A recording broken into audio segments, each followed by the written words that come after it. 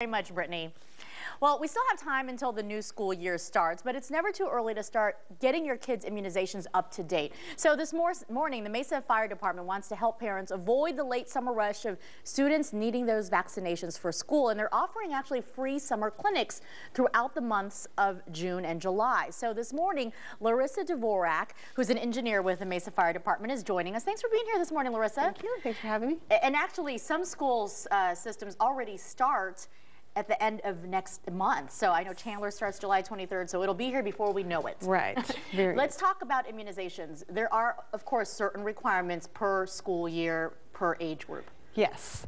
Yes, there are several requirements that the school has, so I really like to get the kids early before school starts, before they show up to school and the school tells them, hey, you're a little behind on this. So we like to notify parents that we do have immunizations and they are free, and we offer them the second Wednesday of every month from 5 to 7 p.m. at Fiesta Mall. Now, most people are lucky enough to be able to go to their pediatrician. They tell them what, but not everyone, especially with healthcare coverage being expensive these days.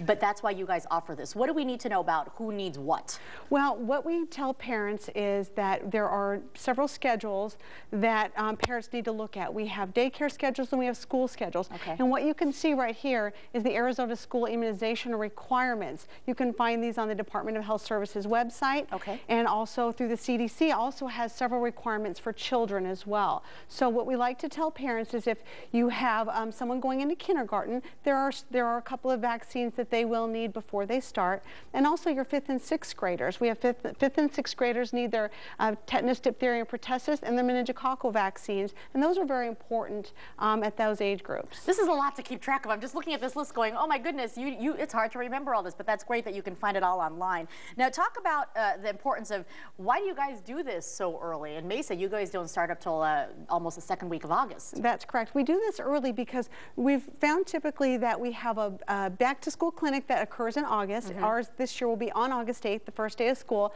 It's from 3 to 7 p.m. and we find that we get a very large rush of children that come in and to get all their vaccines. Well, we like to start early.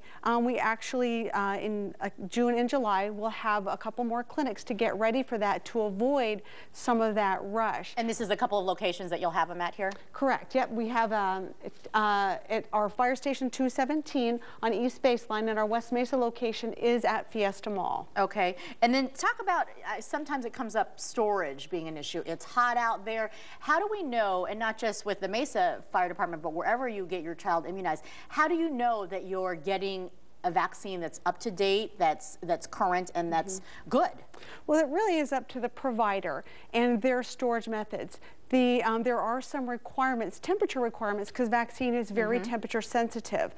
And recently the Inspector General's office followed several practices and noticed that there was about 3/4 of those practices that did not keep their vaccine within temperature range, which can render that vaccine ineffective. I know for the Mesa Fire Department, we have storage units that are on a 24-hour alarm system. So if there is a temperature that falls out of range, it does notify me or my backups immediately so that we can take care of that issue. So make sure to ask the provider how they store their vaccines. Yes, actually asking the provider, and also that they are within date. And there was some concerns about expired vaccines as well. We are very proactive about removing our vaccines when they become expired from our stock, so they don't get given to a child inadvertently. And real quickly, Larissa, can you explain, if a child isn't immunized, doesn't have their immunizations, by the time school starts, does the school give them a certain amount of time? What happens? There is a grace period for those children, and it's individual towards the school, but they do give them a grace period, and they will give them the paperwork to take to their provider, and we encourage all the parents to bring that form to their clinic or to their pediatrician to get that taken care of. All right, thanks for shedding some light, and the best part is, again, do it before it's the rush and right before school. So we'll have all the information at azfamily.com. Thank you so much. Thank you. Still ahead, our community corner.